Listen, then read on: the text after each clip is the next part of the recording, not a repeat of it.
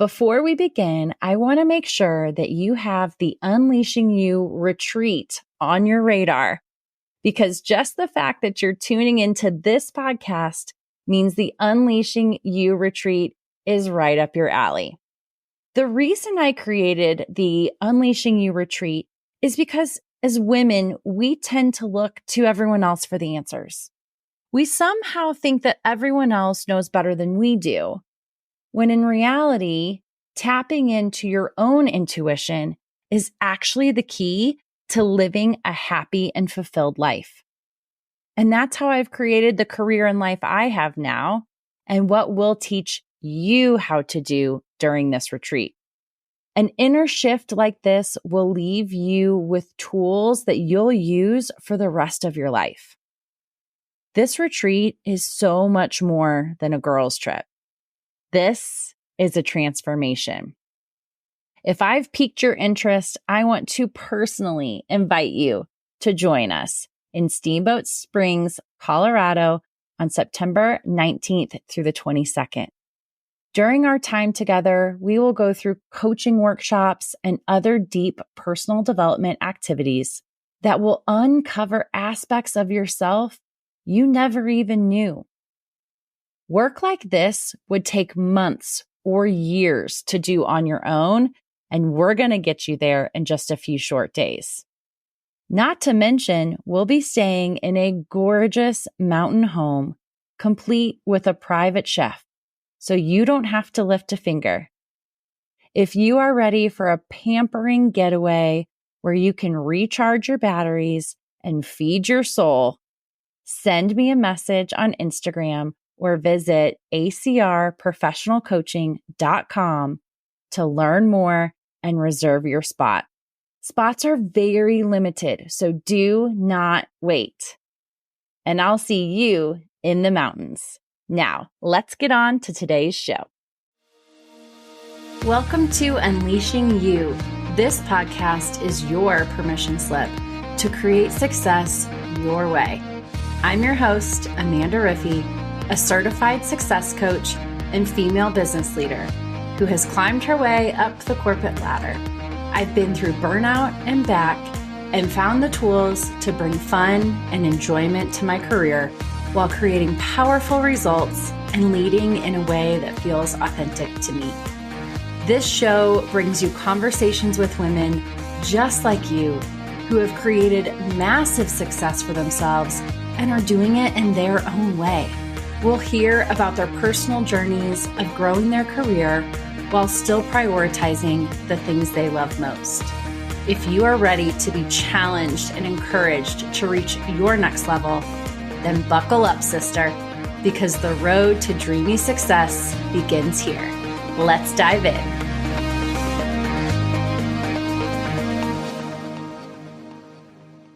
Welcome back to the very special Highest Self bonus series within the Unleashing You podcast. Within this series, I am sharing my own personal stories. So as many of you know, I pride myself in highlighting stories of women who I admire, who are creating their own version of success. And I will continue to do that. But I felt it was important to sprinkle in some of my own story in there too. It felt like it was time for me to be just as vulnerable and real as my guests are on this show. So that's what this series is all about. It is sharing very personal stories of mine that have completely changed the trajectory of my career and my life, and maybe shedding some light on why I do what I do and why my mission is to help female business leaders create their own version of success, to create a life that they love, to create a career that they love, and to be able to show up as their highest self as well. So thank you for tuning in today as we get into another one of my stories. So with this one, let me start by telling you about the old me. So especially if you haven't listened to the episode prior to this, I would encourage you to press pause and go back and listen to that one. But let me just set the stage just in case you haven't listened to it. I was the definition of a workaholic. So while I absolutely valued time with my family and my friends, my actions did not always line up with that.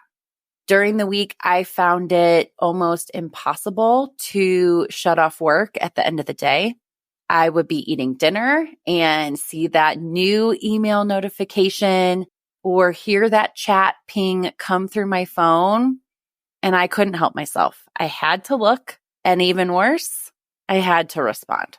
While others would be taking time to unwind or watch TV, I would work on projects for work each night until I had to go to bed.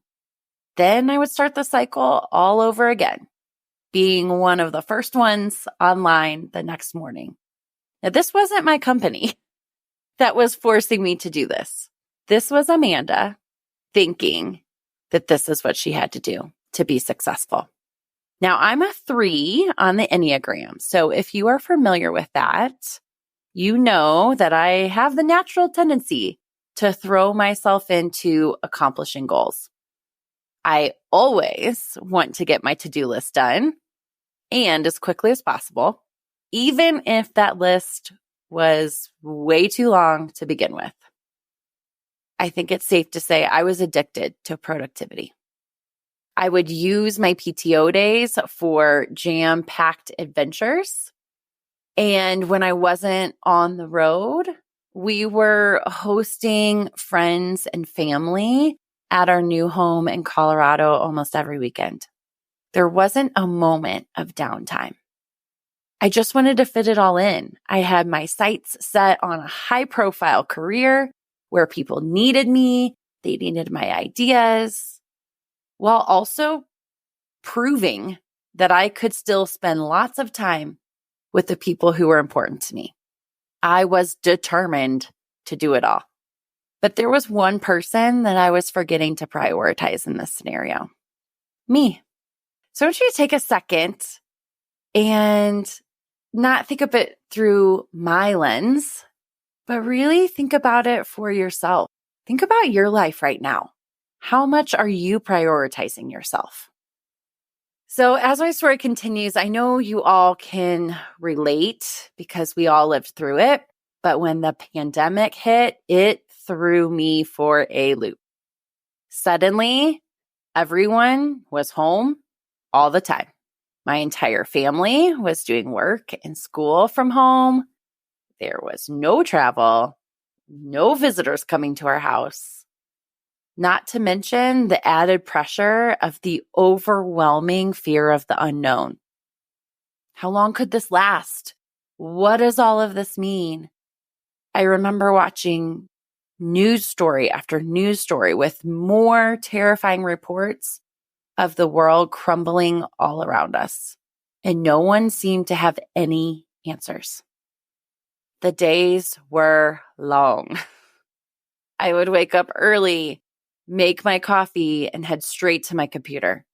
My calendar was packed with corporate meetings where everyone was frantically trying to figure out how to pivot at a time when our clients were shutting their doors day by day. And then layered on top of that was all my kids' school meetings. I would run from room to room, ensuring that everyone was showing up for their next class on time and completing their work. My husband was working mostly in our basement, equally as stressed out, trying to adjust lesson plans and teach his high school students in this all new virtual world that seemed to happen overnight. And trust me, when you're a science teacher and your lesson plans are based on in-person labs, the next day you find out that's not an option anymore. You have to pivot quickly. Weeks went by and we began to realize that this was not going to be a short-term adjustment. After an emotional breakdown at my desk, sobbing into my hands, wondering how I was supposed to keep going like this, I realized that I was holding on tight to a routine that used to work. And it hit me. I had reached the point of major burnout yet again. Something had to change. And I'm curious if this is something that you all can relate to, because I'm sure I can't be alone in this. After that moment, again, I realized I could not keep going like this. Our family couldn't keep going like this. There was no end in sight for this pandemic, and this was our new normal. New normal sounds so cliche now, but things become cliche because they're true. We were facing our new normal. The life that we knew before wasn't coming back anytime soon. So I went straight to the practices that I knew always provided me with clarity. I took long walks. I practiced yoga. I sat in silence. I gave myself space to allow new perspectives and ideas to reveal themselves. I didn't have the answers, but I knew if I gave myself that silence in that space, they would appear. I also started binging any podcast that I could find that talked about boundaries. I knew that had to be part of the answer. But boundaries, as you can tell from my story, weren't really part of my everyday vocabulary. So here's a highlight of the things that I changed in my life one by one after that moment. And probably no surprise to you, these are habits that I have kept long after the pandemic as well. These practices have allowed me to set healthy boundaries, uphold them, and begin to show as my best self at work and at home. I used to think of boundaries as selfish or mean. So if you're thinking that, you aren't alone. But they really are quite the opposite. Prioritizing my needs and the needs of my family over other competing priorities like work has created a beautiful sense of balance in my life, and it hasn't taken away from the results that I've seen in my career. In fact, I've seen some pretty dang amazing results in my career since then. I've received 2 promotions in 3 years. I've made the largest bonus I've ever made in my career to date. I've upskilled my team to take on responsibilities that were once mine. I started my own business. I adjusted my hours at my corporate role down to 32 hours a week while still keeping my position and my title. I started this podcast, and I've launched many coaching offers where I work with my dream clients. I want to really emphasize dream clients. And I'm launching my first epic in-person women's event in February. And of course, I haven't just seen wins in my career. I'm now spending more quality time with my husband and my kids than I ever have before. I say yes to girls' weekends and exploring new places with a heck of a lot less guilt. I think there's always going to be that little bit of mom guilt, but far, far less guilt. I have time for long walks, yoga, the gym, and investing in my own personal growth. And I block time for school pickup, evening sports practices, date nights, impromptu outings with my family. Okay, I know you're thinking, okay, that's great for you, but you haven't told me how you did it. So you know I'm not going to leave you like that. Here are 4 quick things that I changed in my life that have helped me get there. And these are all things that you could begin to do today. So the first one is making space for focus time on my calendar. I love creating focus time blocks on my calendar throughout my workday. I use Google Calendar, and it truly is called Focus Time, but I'm sure there are similar features on other platforms. Focus Time ensures that I have sections of my day where I can get things done. Before I implemented this practice, I would be overwhelmed and overscheduled with meetings all day long, leaving the only time for actual work in the evening when I'm with my family. I realized that if I didn't have that time protected on my calendar, it looked like I was free. And so people would take that space, as they should. Your calendar is free, schedule time. But when I have those protected project or focus blocks on my calendar, it shows that I'm busy, which I am because I'm doing my actual work. And so people have to schedule around them. So now I stay in control of my calendar as much as possible, and I create space to follow through with the items that I commit to in those meetings. So number 2, turn off email and chat notifications on my phone. I'm not gonna lie, this one was a hard one. There was a version of me that would have never thought that this would be possible. But one day I realized something. When I'm in front of my computer, I'm working. And when I'm away from my computer, I'm not working. Simple, right? But that means that I see all the notifications I need to on my computer during the time that I'm working. If my time away from my computer is intended to be a break or family time, why would I continuously suck myself back in by seeing these notifications fly by on my phone? Turning off notifications was one of the best decisions I ever made. I didn't miss essential items, as I feared that I would, and it helps me truly step away from work during the hours that I know I need to. Okay, number 3, protect my most creative times of the day. So for me, this is early in the morning. For you, it might be different.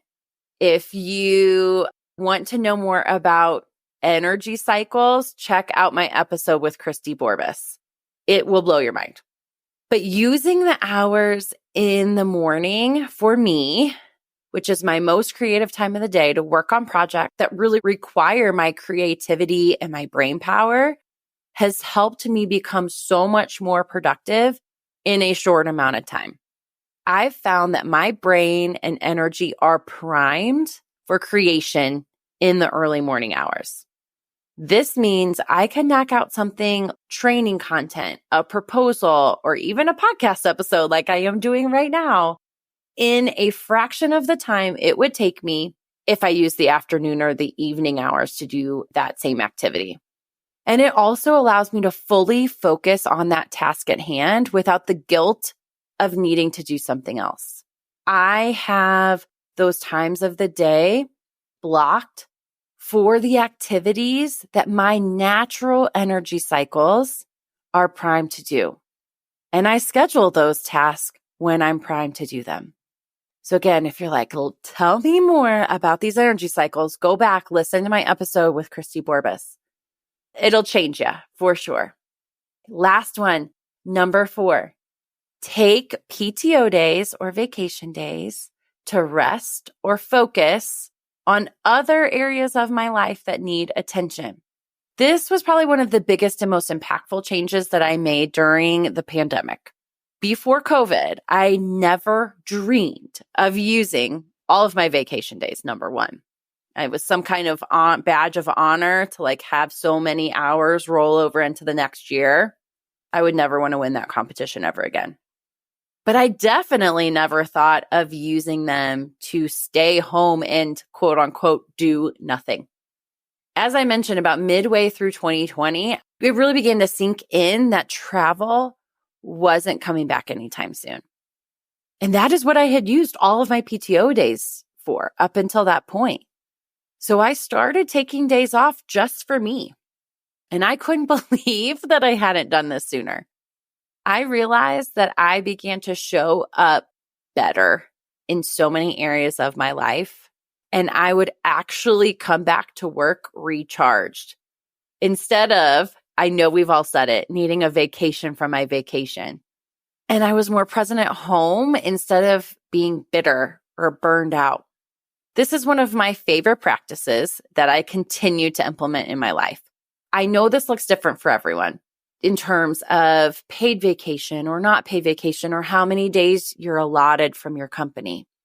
But for me, I try to incorporate at least one me day a month that I use to either lay on the couch, go on my own adventure, or just focus on something in my life that needs more attention from me. So that might be working on my business. That might be spending time with my husband or my kids.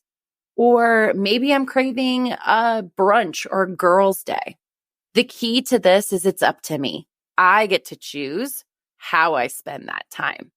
And again, it might be literally laying on the couch all day and binging my favorite Netflix show.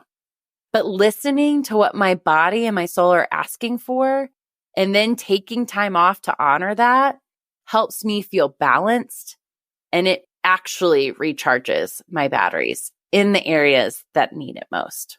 So let's recap. Number 1, making space for focus time on my calendar.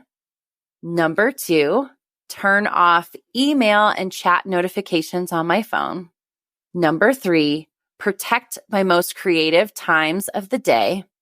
And number 4, take days to rest or focus on other areas of my life that need attention. So let me just end by saying, I am not perfect. These habits I've created over time, and they have significantly impacted how I show up at work and at home. But please don't listen to this and think I no longer struggle with my old tendencies. It's not like turning on and off a light switch.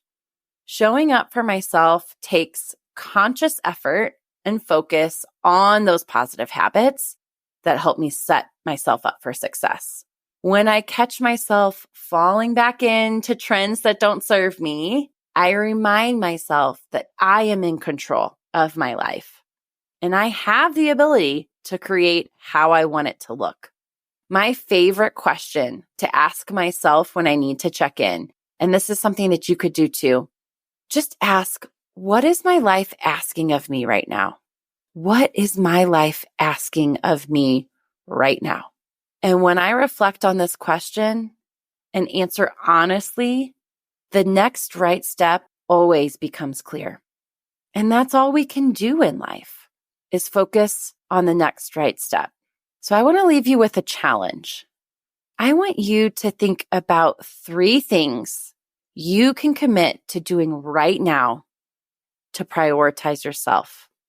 They can be 3 of the practices that I mentioned already, or they can be something else that resonates with you. Maybe something that's been tugging at you for a while that you feel like you need to do, but you haven't taken action. Take a moment right now, unless you're driving, and write them down. Just pause me. I'll wait. I want you to make that commitment to yourself here today. And just to hold you accountable, share it with me. Send me a DM, send me a message. What are the things that you are going to implement in your life to allow you to show up as your highest self? Thank you all so much for listening to this episode. I hope that my story resonates with you and it inspires you to maybe think of your career and your life from a slightly different perspective. You are in control of what that looks like. The only thing we have to change is ourselves. And we can start showing up in a much different way that really allows us to become our highest selves. Thank you so much for tuning in to today's episode. If you'd like to continue this conversation, connect with me on Instagram and say hello. You can find me at AmandaRiffy_coaching. In the meantime, if you know you are ready to step into your next level of success and want to completely accelerate your personal and professional growth, let's work together. I offer one-on-one and group coaching, as well as on-demand self-study options. There's really something for everyone. To learn more, visit my website at acrprofessionalcoaching.com or send me a DM on Instagram and start a conversation. And don't worry, I truly want all of us to succeed, so I promise I will never steer you wrong. Let's create a career and life you love.